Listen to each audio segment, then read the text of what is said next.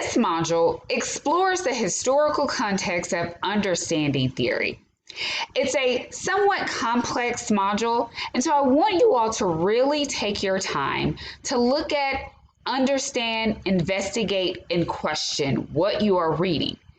This module serves as a foundation for understanding theory and how we observe, live, do, think, and work within theoretical bounds.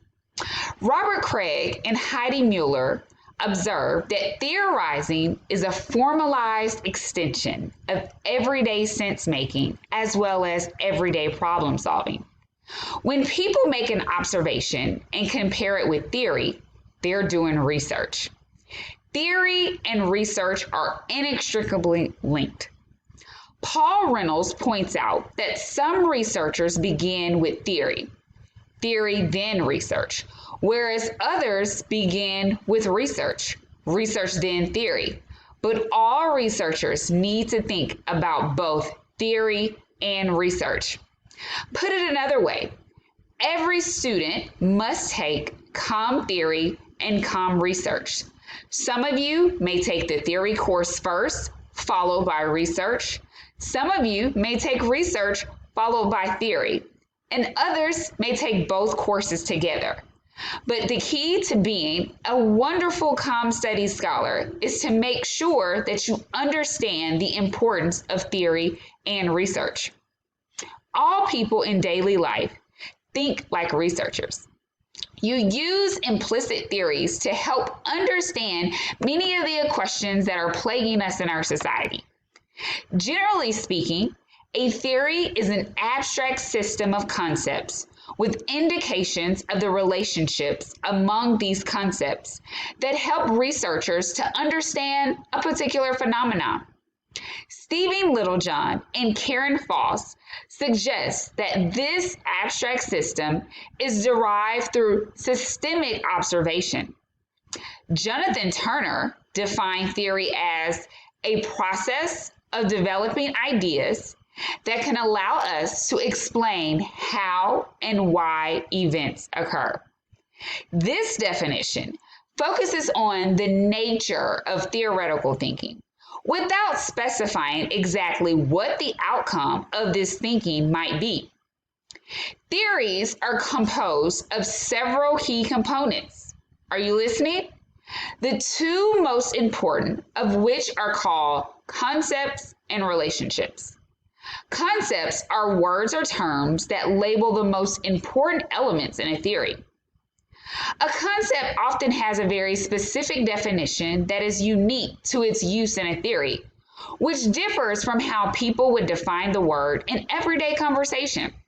It is always the task of the theorist to provide a clear definition of the concepts used in the theory. Nominal concepts are those that are not observable, such as democracy or love. Real concepts are observable, such as a text message or spatial distance. When researchers use theory in their studies, they must turn all these concepts into something concrete so that they can be observed. It is much easier to do this for real concepts than for nominal concepts. Relationships specify the ways in which these concepts and the theory are combined. So we think about position in relationships is either interactive or two-way.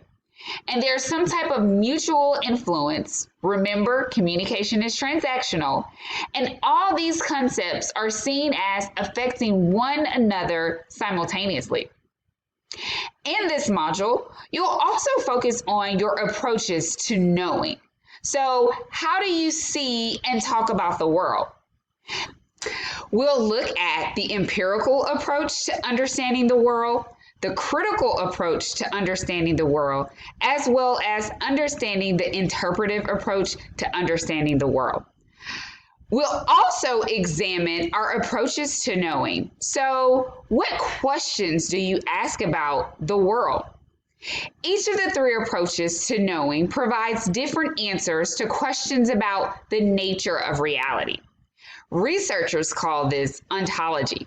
Questions about how researchers know things, known as epistemology. and questions about what is worth knowing, or what researchers call axiology. In this class, we'll have an opportunity to understand and explore all of these concepts in a greater detail. So sit back, relax, pull up your PowerPoints, pull up your notes, and think about how are you going to use this module as a foundation to learning more about comm studies.